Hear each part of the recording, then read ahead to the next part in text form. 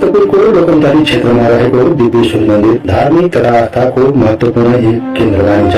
देवी शक्तिको उपासनाका रूपमा परिचित यस मन्दिर गुहेश्वरी देवीको शक्तिपीठ दिव्येश्वरी माताको नामले श्रद्धा गर्ने गरिन्छ।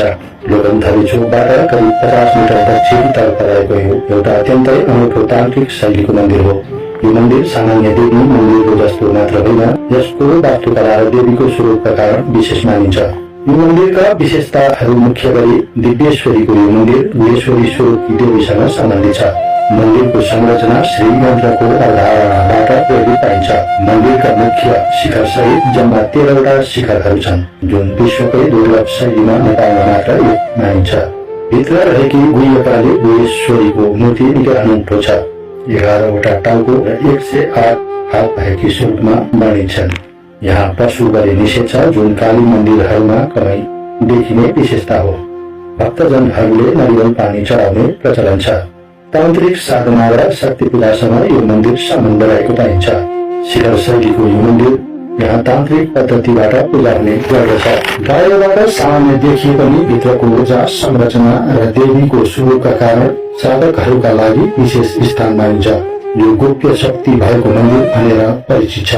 मन्दिर सामान्य देवीको मन्दिर जस्तो मात्र होइन, यससँग जोडिएको छ तान्त्रिक शक्ति, श्रीयन्त्रको रहस्य, दुर्लभ वास्तुकला र मानिसहरूका गहिरो आध्यात्मिक अनुभवहरू। यो मन्दिर विश्वकै दुर्लभ शक्तिपीठहरूमध्ये एक मानिन्छ। त्यसैले यो स्थान अद्भुत शक्तिको केन्द्रको रूपमा रहेको छ। पशु बलि निषेधित यस दिव्येश्वरी मन्दिरमा भक्तहरूले नरिवल, फलफूल, दीप र ध्यान मार्फत पूजा गर्ने परम्परा रहिआएको छ। त्यसैले पनि यो मन्दिरलाई अन्य शक्तिपीठहरूभन्दा फरक बनाउँछ। मूर्तिमा रहेकी गुह्यकाली गुहेश्वरीको स्वरूप क्रमशः शिरमाथि बनेका विभिन्न मूर्तिले महिला योनिको आकार झल्काउने प्रष्ट देखिन्छ। अनौठो वास्तुकला यस दिव्येश्वरी मन्दिरको सबैभन्दा चर्चित पक्ष हो। यसको 13वटा शिखर नेपालका धेरै मन्दिरहरूमा 1 वा 5 शिखर भएको मात्र पाइन्छ। 13वटा यी शिखरहरूले ब्रह्माण्डीय ऊर्जा, शक्ति, चक्र र देवीका विभिन्न स्वरूपलाई संकेत गर्दछ। केही तान्त्रिक परम्परामा 13 अङ्कलाई परिवर्तन, रहस्य र चेतनाको उच्च आत्मासँग जोडेर हेर्ने गरिन्छ। अङ्क गणितीय ज्योतिषका आधारमा पनि 13 अङ्कलाई 4 अङ्क मानिन्छ र यो 13 अङ्क राहु देवसँग जोडिएको हुन्छ, जो शिवको स्वरूप मानिन्छ। मन्दिरको अर्को रहस्य मन्दिरको संरचना श्रीयन्त्रको अवधारणाबाट प्रेरित भएको छ। श्रीयन्त्र हिन्दू तान्त्रिक परम्परामा अत्यन्त शक्तिशाली ज्यामितीय प्रतीक मानिन्छ। यसलाई ब्रह्माण्डको ऊर्जा संरचना पनि भनिन्छ। जहाँ श्रीयन्त्रको सिद्धान्त प्रयोग हुन्छ, त्यहाँ मानिस एकाग्रता र आध्यात्मिक ऊर्जा बलियो हुने विश्वास गरिन्छ।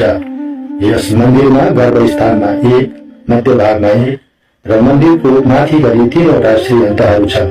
त्यसैले कतिपय मानिसहरू यस दिव्येश्वरी मन्दिरमा पुग्दा विशेष शान्ति, कंपन वा ऊर्जा महसुस भएको अनुभव सुनाउँदछन्। यस मन्दिरको ऊर्जामा पुग्ने जो कोही पनि नकारात्मक शक्तिले बाँधिएका छन् भने त्यस्ता व्यक्ति नकारात्मक ऊर्जाको घेरा तोड्दै शान्त र सकारात्मक ऊर्जाले भरिने गर्दछन्। रहस्यले भरिएको यो दिव्येश्वरी मन्दिरको सबैभन्दा अनौठो पक्ष देवीको मूर्ति नै मानिन्छ। गुहेश्वरी मन्दिरभित्र रहेको देवीको स्वरूप सामान्य देवी मूर्ति भन्दा बिल्कुल फरक छ।